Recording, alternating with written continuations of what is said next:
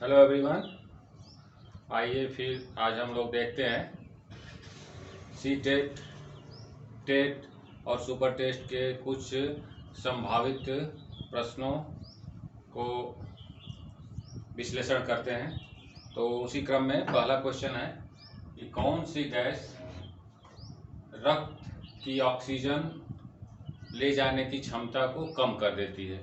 तो रक्त में कुछ कंपोनेंट उसके जो हैं उसमें कुछ ही ऐसे हैं जो ऑक्सीजन को कैरी करते हैं। तो उसमें आरबीसी रक्त का जो एक पार्ट है, तो आरबीसी में ही एक प्रोटीन पाई जाती है हीमोग्लोबिन।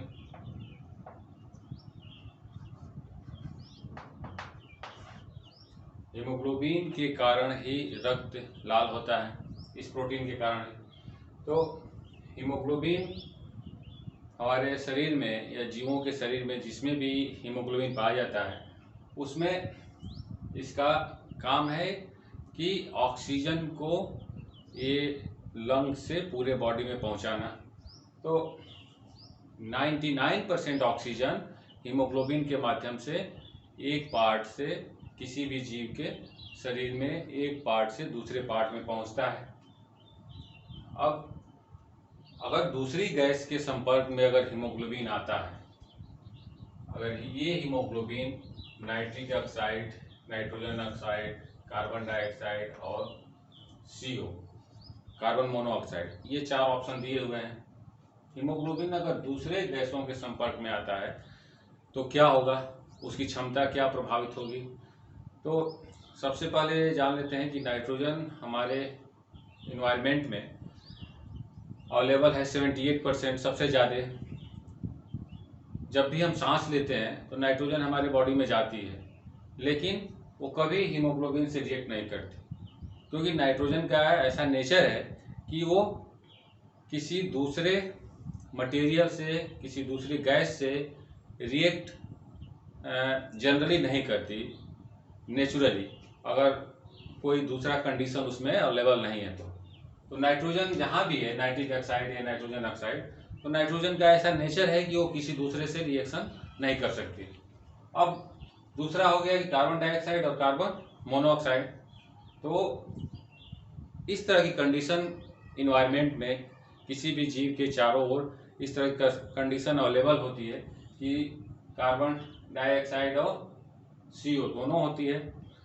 हीमोग्लोबिन का काम है कि वो ऑक्सीजन को कैरी करती है। अगर ये दोनों गैसें इन्वायरमेंट में अवेलेबल हैं तो ये इसका फंक्शन अफेक्ट होता है। अब कार्बन डाइऑक्साइड हमारे शरीर में बनता है, इन्वायरमेंट में भी चारों ओर कार्बन डाइऑक्साइड का कुछ अमाउंट है, जैसे 0.3 to 0.4%, इतना कार्बन डाइऑक्साइड है चारों ओर। अगर हम किसी धुएं वाले इन्वायरमेंट में रहते हैं तो उस कंडीशन में कार्बन डाइऑक्साइड की अपेक्षा कार्बन मोनोऑक्साइड ज़्यादा निकलती है, और कार्बन डाइऑक्साइड अगर कार्बन मोनोऑक्साइड दोनों गैसें आपके चारों ओर हैं तो कार्बन डाइऑक्साइड की अपेक्षा कार्बन मोनोऑक्साइड की घुलने की क्षमता हीमोग्लोबिन में ज़्यादा होती है। तो कार्बन मोनोऑक्साइड्स अप्रॉक्स ऑक्सीजन जिस तेज़ी से हीमोग्लोबिन में मिक्स होती है उसके 200 गुना तेज़ी से कार्बन मोनोऑक्साइड मिक्स होती है। अगर कार्बन मोनोऑक्साइड हीमोग्लोबिन में मिक्स होने लगे तो जो ऑक्सीजन की मिलने की क्षमता है वो कम हो जाती है। तो कार्बन मोनोऑक्साइड एक ऐसी गैस है जो, अब इसमें ऑक्सीजन, कार्बन जो है जो हीमोग्लोबिन से तेजी से मिक्स होता है, तो इससे ऑक्सीजन से मिक्सिंग की क्षमता उसमें कम हो जाती है। तो हीमोग्लोबिन में जहाँ पे भी उसको, अगर आपके चारों ओर कार्बन मोनोऑक्साइड की उपलब्धता ज़्यादा है तो हीमोग्लोबिन उसमें तेज़ी से मिक्स होगा और पूरे बॉडी में फैल जाएगा, वो ऑक्सीजन को मिक्स होने नहीं देगा। तो इसका आंसर है कार्बन मोनोऑक्साइड। तो ऑक्सीजन ले जाने की क्षमता कार्बन डाइऑक्साइड उतना इफेक्ट नहीं करती, क्योंकि बॉडी में कार्बन डाइऑक्साइड है और कार्बन डाइऑक्साइड हमारे बॉडी में कैरी होती है टिश्यू से लंग्स में 3 फॉर्म में। ऐसा नहीं है कि सारा आरबीसी कैरी करती है, दूसरे फॉर्म में भी कैरी होती है जो लंग्स में हमारे पहुंचती है और फिर बाहर निकल जाती है। लेकिन जब भी कार्बन मोनोऑक्साइड के संपर्क में हम लोग आते हैं तो हीमोग्लोबिन में वो तेज़ी से मिक्स होती है और वो हीमोग्लोबिन के ऑक्सीजन ग्रहण करने की क्षमता को कम कर देते हैं। तो इसका आंसर होगा कि कार्बन मोनोऑक्साइड ऑक्सीजन को ले जाने की क्षमता को कम कर देती है। तो ये हो गया हीमोग्लोबिन और कार्बन मोनोऑक्साइड का जो संबंध है बहुत नाजुक है। जहाँ भी वो मिलते हैं तो तेज़ी से मिक्स हो जाते हैं और दूसरे गैसों के मिलने की जो कैपेसिटी है या मिलने का चांसेज है वो कम हो जाता है। तो ये हो गया। और नाइट्रोजन तो जहाँ भी रहेगा, नाइट्रोजन जहाँ भी है आप जान लीजिए कि नाइट्रोजन एक ऐसी गैस है जो दूसरे से मिलने की प्रवृत्ति इसकी बहुत कम है। ऑक्सीजन से भी अगर नाइट्रस ऑक्साइड और नाइट्रोजन ऑक्साइड भी है तो ऑक्सीजन से भी मिलने की प्रवृत्ति इसकी तभी है जब इसको कोई बाहर से सपोर्ट करता है। बिना सपोर्ट के ऑक्सीजन से कंबाइन नहीं होता। तो नाइट्रोजन किसी दूसरे से मिलने की संभावना बहुत कम है। कार्बन डाइऑक्साइड इसलिए तेजी से मिलती है कि उसमें कार्बन है, कार्बन की क्षमता दूसरे से मिक्स होने की ज़्यादा है। तो कार्बन मोनोऑक्साइड जो ऑक्सीजन ले जाने की क्षमता को कम कर देते हैं। एक हो गया पहला क्वेश्चन। अब दूसरा क्वेश्चन है कि किस सरीसृप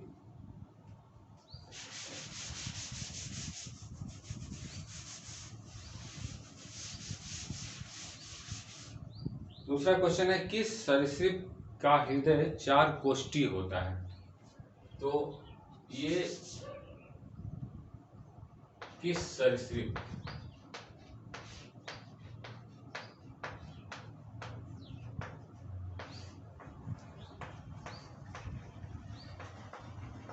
हृदय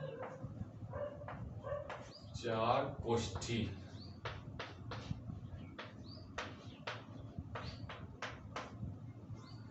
तो सबसे पहले हम लोग देखते हैं कि हृदय में कितने कोष्ठ होते हैं नॉर्मली और कैसे वो डेवलप होता है। हायर एनिमल्स में 2 कोष्ठ से 4 कोष्ठ। तो सबसे पहले देखते हैं कि ह्यूमन में कितना कोष्ठ होता है। ह्यूमन में के हृदय में 4 कोष्ठ होते हैं, सब लोग जानते हैं। तो और 2 कोष्ठ किस में होते हैं, तो 2 कोष्ठ से स्टार्ट करते हैं। तो मछलियां एक है ग्रुप,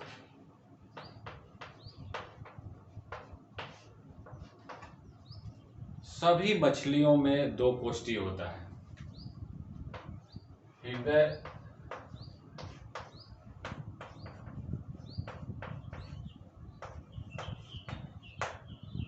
दो कोष्ठी होता है। अब मछलियों के बाद आता है उभयचर, एम्फीबिया। अब 4 कोष्ठी, 2 कोष्ठी या 3 कोष्ठी हृदय की आवश्यकता क्यों पड़ती है?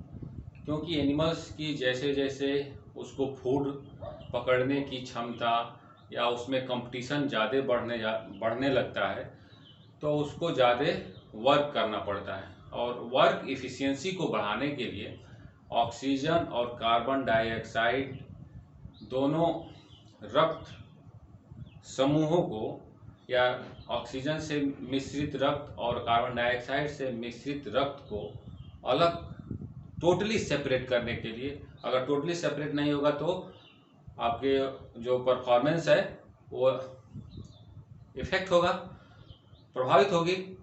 तो उसको टोटली सेपरेट करने के लिए हृदय में कोष्ठ बनाते हैं, 4 कोष्ठी, 3 कोष्ठी। अब उभयचर के बाद आ गए सरीसृप और उसके बाद है पक्षियां और उसके बाद है स्तनधारी। ये ग्रुप ऑफ एनिमल्स हैं। अगर इसको आप देखते हैं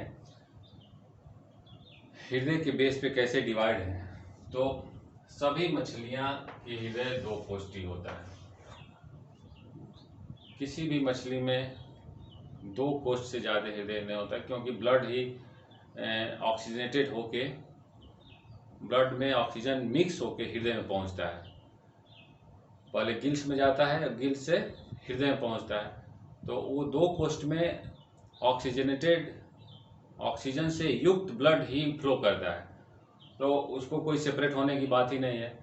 डीऑक्सीजनेटेड और ऑक्सीजनेशन का एक जगह उसका प्लेटफॉर्म नहीं है कि दोनों एक जगह जाते हैं और वहाँ से सेपरेट होते हैं। पहले पूरे बॉडी से ब्लड जाता है गिल्स में और गिल्स से हृदय में, तो हृदय से फिर पूरे बॉडी में। तो एक तरह से एक सर्कुलेशन, सिंगल सर्कुलेशन बनता है। तो मछलियाँ वैसे तेज़ी से मूव करती हैं, क्योंकि उनके ब्लड का जो सेपरेशन है, ऑक्सीजनेटेड और डीऑक्सीजनेटेड का सेपरेशन टोटली सेपरेटेड है। उभयचर जितने हैं, जैसे मेढक,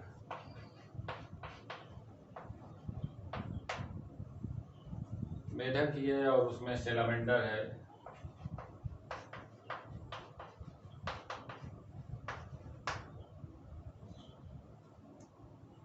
मेढक यूजुअली उभयचर का सबसे एक बेस्ट एग्जांपल है, सब लोग जानते भी हैं। तो मेढक में अब ये सब जितने भी हैं मछलियाँ, उभयचर, सरीसृप, ये सब कोल्ड ब्लडेड हैं। अब कोल्ड ब्लडेड जितने भी एनिमल्स हैं जो ज़्यादा ठंडक और ज़्यादा गर्मी बर्दाश्त नहीं कर पाते हैं, अपने को दूसरे जगह सेपरेट कर लेते हैं बचाने के लिए। तो वो बचाने के क्रम में उनको कम एनर्जी लगती है, कम एनर्जी की ज़रूरत होती है। तो कम एनर्जी की ज़रूरत की वजह से उनका हृदय भी इस तरह से डेवलप होता है कि कम से कम एनर्जी का वेस्टेज हो। तो मेढक में 3 कोष्ठी हृदय होता है। अब 3 कोष्ठी जब भी होगा इस तरह से, तो जो नीचे वाला 2 ये तो सेपरेट होगा, ऊपर वाला, नीचे वाले में जो सेपरेशन है वो सेपरेशन कम होगा, वो सेपरेशन है ही नहीं। ऊपर तो सेपरेटेड है आर्ट्रियम, और वेंट्रिकल सेपरेटेड है नहीं। तो वेंट्रिकल नहीं सेपरेटेड है तो उसमें ब्लड का मिक्सिंग हो जाता है, डीऑक्सीजनेटेड और ऑक्सीजनेटेड ब्लड मिक्स हो जाता है, कुछ मिक्स होता है, कुछ सेपरेट होता है। उसी तरह जो एनर्जी का रिक्वायरमेंट है पूरा होता है। क्यों? अब मेढक जानते हैं कि ऑक्सीजन जो एक्सचेंज है लंग्स के थ्रू भी करता है और स्किन के थ्रू भी करता है, तो कुछ उसकी रिक्वायरमेंट स्किन के थ्रू भी पूरी होती है। अब सरीसृप में क्या है कि ट्रांजिशन है, कुछ सरीसृप में 3 चेम्बर होता है और कुछ सरीसृप में 4 चेम्बर होता है। सरीसृप को अगर स्टार्ट करेंगे तो सरीसृप में आता है सबसे पहले कछुआ, और दूसरा स्थान पे आएगा सांप, और तीसरे पे क्रोकोडाइल,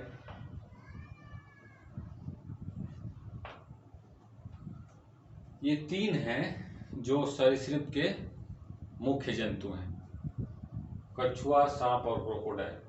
अब देखिए उभयचर जितने भी सभी उभयचरों में 3 कोष्ठी होता है। कछुआ और सांप में 3 कोष्ठी होता है, क्रोकोडाइल में 4 कोष्ठी होता है, क्रोकोडाइल में 4 कोष्ठी होता है। तो यहाँ पे क्या होता है कि थोड़ा सा डेवलप हो जाता है हृदय के मामले में, 3 से 4 आ जाता है, 2, 3 यहाँ तक चलता है, और फिर क्रोकोडाइल और सारी पक्षियों में 4 कोष्ठी होता है, और सारे स्तनधारी में 4 कोष्ठी होता है।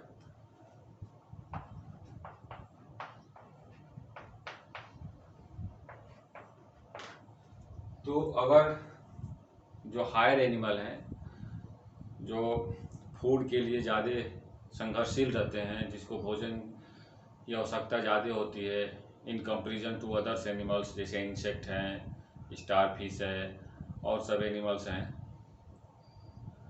उनके कंपेरिजन में, तो इनमें जो हृदय के कोष्ठक हैं उनको इस तरह से आप देख सकते हैं कि मछलियों में 2 कोष्ठी, उभयचर में 3 कोष्ठी और सरीसृप के कुछ एनिमल्स में 3 कोष्ठी, और क्रोकोडाइल, केवल क्रोकोडाइल जो एक सरीसृप है जिसमें 4 कोष्ठी पाए जाते हैं, और पक्षियों में 4 कोष्ठी और स्तनधारी में 4 कोष्ठी। तो हृदय के बेस पे आप इस तरह से आप समझ सकते हैं कि कौन सी एनिमल्स में किस टाइप के हृदय पाए जाते हैं इन सेंस ऑफ उसके चेम्बर्स। 3 कोष्ठी, 4 कोष्ठी और 2 कोष्ठी।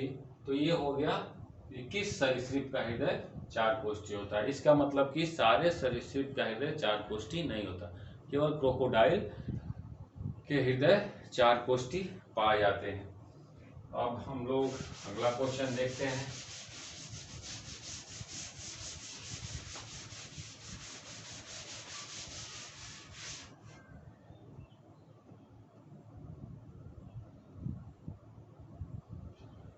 मानव हृदय को किस कोष्ठ के फेफड़े से प्रचुर ऑक्सीजन युक्त रक्त प्राप्त होता है? ऑक्सीजन युक्त रक्त। अब जैसे हृदय की संरचना ऐसी है, इस तरह से आप देखेंगे कि इस तरह से हृदय की संरचना है।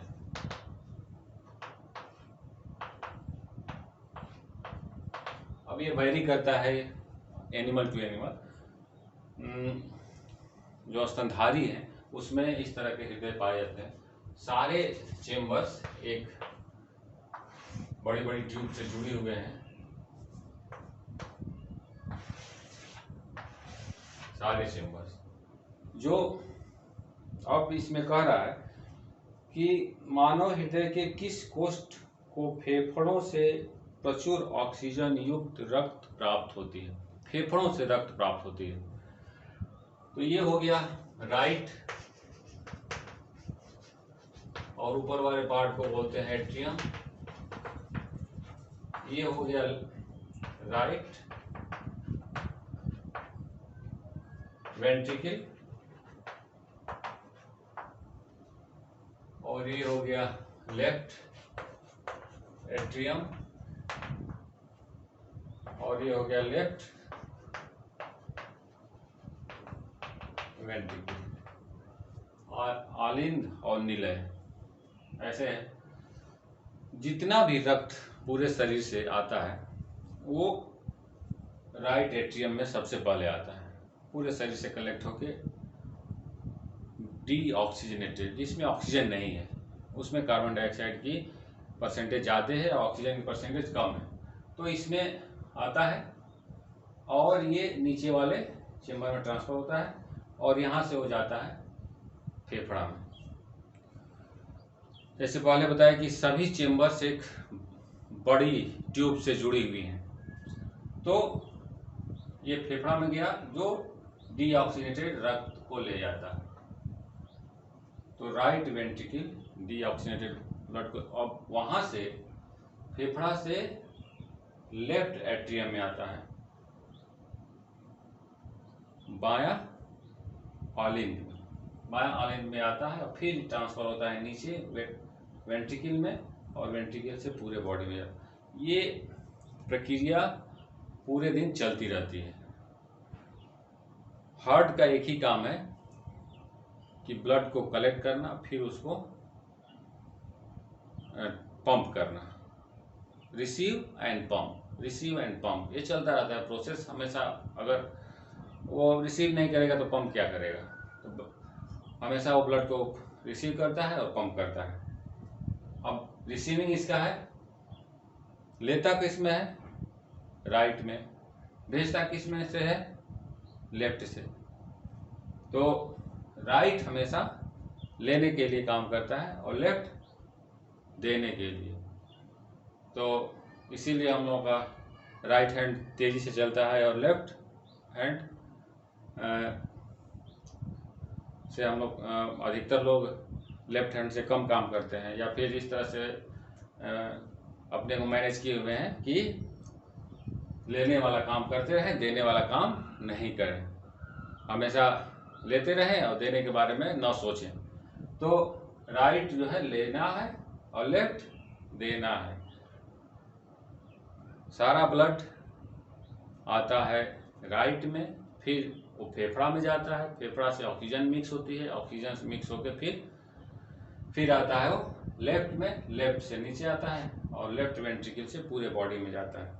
तो ये हो गया लेफ्ट एट्रियम फेफड़ा से रिसीव करता है ऑक्सीजन युक्त ब्लड और फिर वो नीचे जाता है और उसके बाद नीचे मतलब कि लेफ्ट वेंट्रिकल और वेंट्रिकल से पूरे बॉडी में जाता है।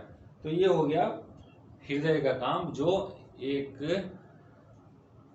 सिस्टम से काम करता है ब्लड को लेने और ब्लड को देने में।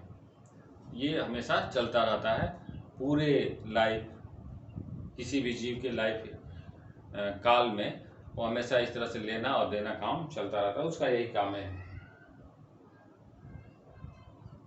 अब एक क्वेश्चन है रक्त समूह से, इतना आसान क्वेश्चन भी नहीं है। जो रक्त समूह हम लोग पढ़े कि रक्त समूह को आप देखेंगे तो उसमें इसका नाम ही है रक्त समूह, ब्लड ग्रुप।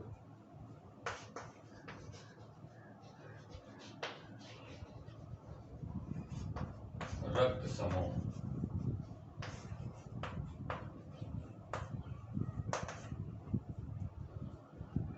रक्त समूह किसी भी व्यक्ति का अगर मान लीजिए ए पॉजिटिव, तो ये एक समूह है, ऐसा नहीं कि इंडिविजुअल एकल नहीं है, इसमें कई चीजें मिली हुई हैं तब वो समूह बना हुआ है। तो अब किस चीज का समूह है? बहुत सारे प्रोटीन का समूह है। अब वो जब प्रोटीन पहचान कर ली जाती है तो आपको एक नाम दे दिया जाता है कि आपका ये पॉजिटिव है। फिर अगर उस प्रोटीन की पहचान कर ली जाए ये तो कहता है बी पॉजिटिव, बी निगेटिव है, ए बी है। तो ये एक समूह है। अब समूह दूसरे हम लोग अभी जानते हैं कि लैंडस्टीनर एंड वीनर ने 1940 में वैसे रक्त समूह या रक्त ग्रुप की शुरुआत 1991 में लैंडस्टीनर ने किया था, जिसे कहते हैं एबीओ ब्लड ग्रुप। इन्होंने एबीओ ब्लड ग्रुप की, मतलब जिस आरबीसी ब्लड ग्रुप डिसाइड होता है कि आरबीसी जो रेड ब्लड सेल्स हैं उसके सेल के ऊपर एक स्पेशल प्रोटीन पाई जाती है और उस प्रोटीन के बेस पे ही कोई ग्रुप बनता है। अगर प्रोटीन ए टाइप की है तो ब्लड ग्रुप ए, और प्रोटीन बी टाइप है तो ब्लड ग्रुप बी, और कोई नहीं है तो वो।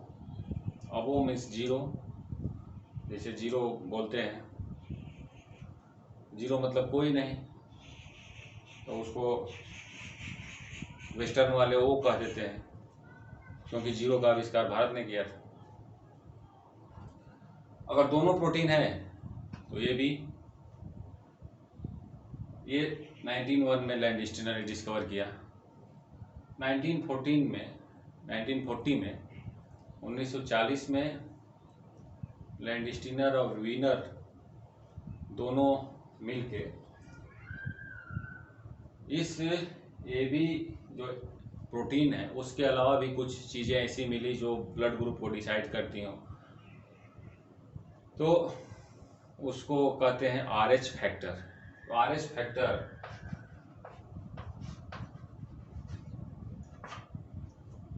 आरएच फैक्टर जिसमें पाया जाता है उसको पॉजिटिव बोलते हैं, जिसमें नहीं पाया जाता उसको निगेटिव। तो एक तो ये एंटीजन वाला ए बी है और एक RH फैक्टर वाला प्लस है, ये हो गया। तो दो चीज़ें हो गई, और भी चीज़ें कुछ मिलती हैं तो एक ग्रुप बन जाता है, तो इसी को कहते हैं ब्लड ग्रुप। बाद में बहुत सारी डिस्कवरीज हुई साइंटिफिक, उसमें ये पता चला कि ये सब चीज़ों के अलावा भी और कोई ग्रुप, तो उसी में से एक ग्रुप है बॉम्बे फिनोटाइप। जैसे RH फैक्टर है, उसे कहते हैं बॉम्बे फिनोटाइप।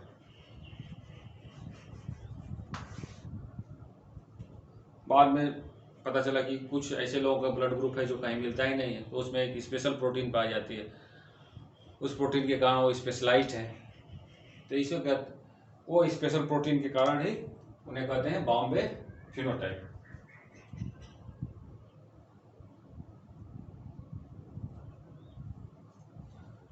तो बॉम्बे फिनोटाइप एक रेयरेस्ट ब्लड ग्रुप है। अगर किसी का बॉम्बे फिनोटाइप है तो वो उसको कहीं एक्सीडेंटली ब्लड ग्रुप की ज़रूरत पड़ी तो उसको लेने में दिक्कत होगी। तो अब बॉम्बे फिनोटाइप ब्लड ग्रुप किस ब्लड ग्रुप को ले सकता है? तो रेयर है, तो जो सर दाता हो उसी को ले सकता है। अब मान लो कोई ब्लड ग्रुप O पॉजिटिव है और O निगेटिव है, अगर दो ऑप्शन दे दिया जाए O पॉजिटिव और O निगेटिव, तो इसमें से आपको चूज करना होगा कि कौन सर्व दाता है। तो अगर पॉजिटिव है तो इसमें तो एक स्पेशल एंटीजन है RH फैक्टर, अगर जिसको लेना है वो O निगेटिव है तो O निगेटिव वाले को ही O निगेटिव दे सकते हैं, वो पॉजिटिव नहीं दे सकते। तो वो निगेटिव मतलब टोटली नील, उसमें RH फैक्टर भी नहीं है। जब RH फैक्टर नहीं है तो वो किसी को भी ब्लड ग्रुप और बॉम्बे फिनोटाइप को भी दे सकता है। उसके बाद बाद में डिस्कवर हुआ MN blood group. MN blood group भी एक रेयरेस्ट ब्लड ग्रुप है जो कुछ ही लोगों में पाया जाता है। तो बॉम्बे फिनोटाइप एक ऐसा ब्लड ग्रुप है जो बहुत कम लोगों में पाया जाता है। 1953 में डिस्कवर हुआ और ये O निगेटिव ब्लड ग्रुप वाले ही इसको दे सकते हैं। तो ये हो गया ब्लड ग्रुप के बारे में। अब आइए देखते हैं हम लोग अगला क्वेश्चन क्या है। अगला क्वेश्चन के बारे में कुछ जानते हैं कि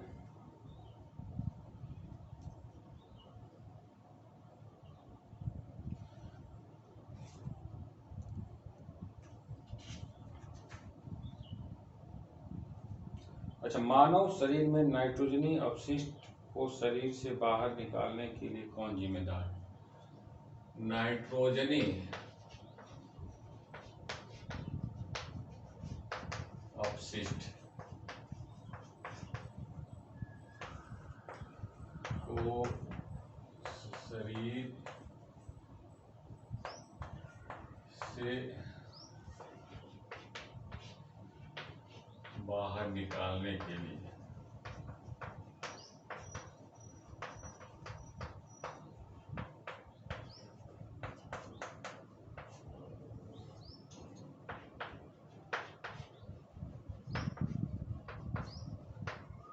इसमें दिया है लीवर,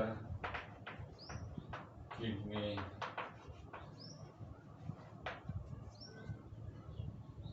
लंग्स और पैंक्रियाज।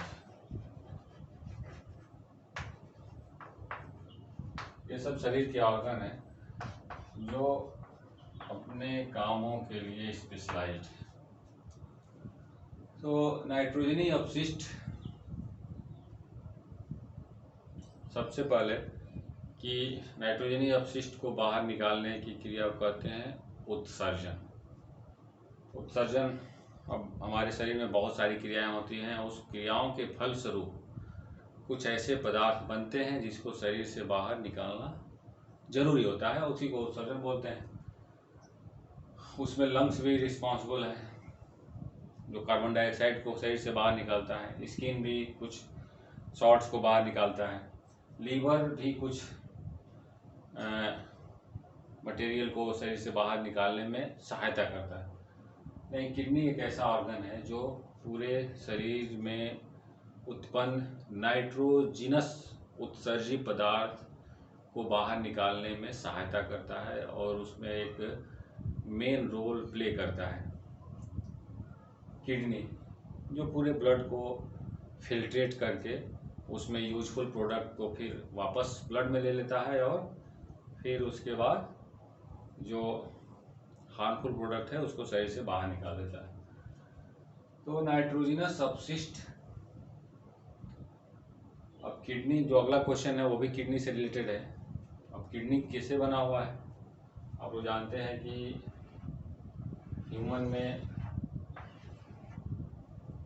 किडनी बीन्स ऐसे होती हैं जिसे राजमा हम खाते हैं। तो ह्यूमन में एक पेयर किडनी पाई जाती है। इसमें एक किडनी में करीब 10 लाख छन्नियाँ लगी हुई हैं जो ब्लड को छानती रहती हैं परमानेंट। अब इस छन्नी ऐसे है,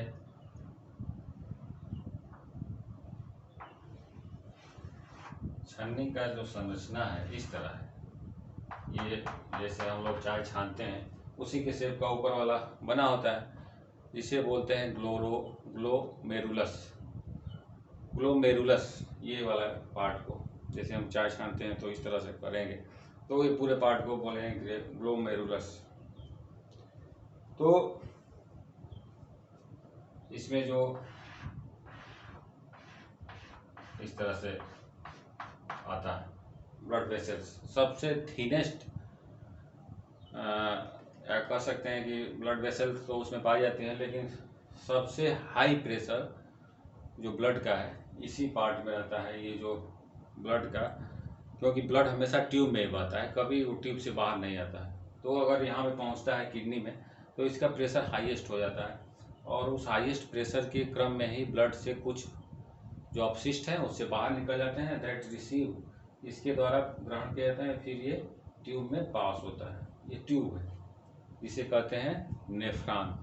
नेफ्रॉन किडनी के एक फंक्शनल यूनिट है, उसकी कार्यकारी इकाई है।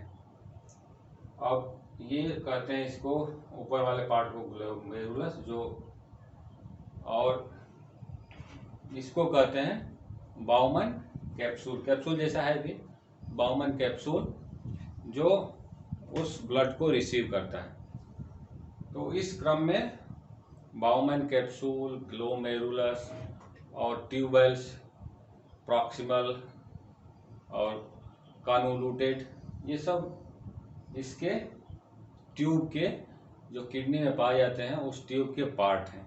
और जो ये ब्लड से नाइट्रोजिनस, हानिकारक और शरीर को नुकसान पहुंचाने वाले अपशिष्ट पदार्थों को निकालने में सहायता करते हैं। इसके अलावा किडनी का और भी काम है, लेकिन जो मेन फंक्शन है किडनी का, सारा ब्लड इसमें मूव करता है। मूव करने के क्रम में ही सारे जो प्रोडक्ट है वो बाहर निकल जाते हैं। अब उसमें से जब भी हम लोगों के शरीर में जितना वाटर अवेलेबल रहता है उस अवेलेबिलिटी के बेस पे ही वाटर को एब्जॉर्प्शन होता है और rest of the water release in the form of urine. वो मूत्र के माध्यम से, मूत्र की तरह वो बाहर निकल जाता है। उसी में जो नाइट्रोजनस वेस्ट है वो उसके सहायता से बाहर निकल जाता है।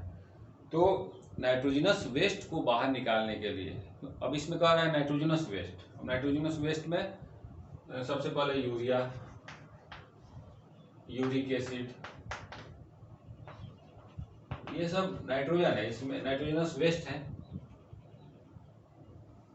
जो शरीर से बाहर निकालना बहुत जरूरी है। अदरवाइज ये शरीर के अगर अंदर रह गए तो कुछ ऑर्गन को नुकसान पहुंचा सकते हैं।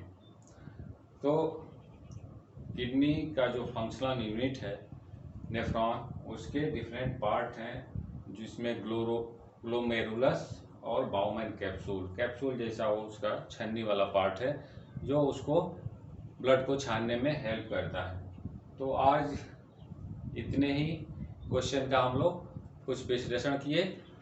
अगला वीडियो फिर आएगा, उसके लिए थोड़ा सा इंतज़ार कीजिए। वीडियो देखने के लिए बहुत बहुत धन्यवाद।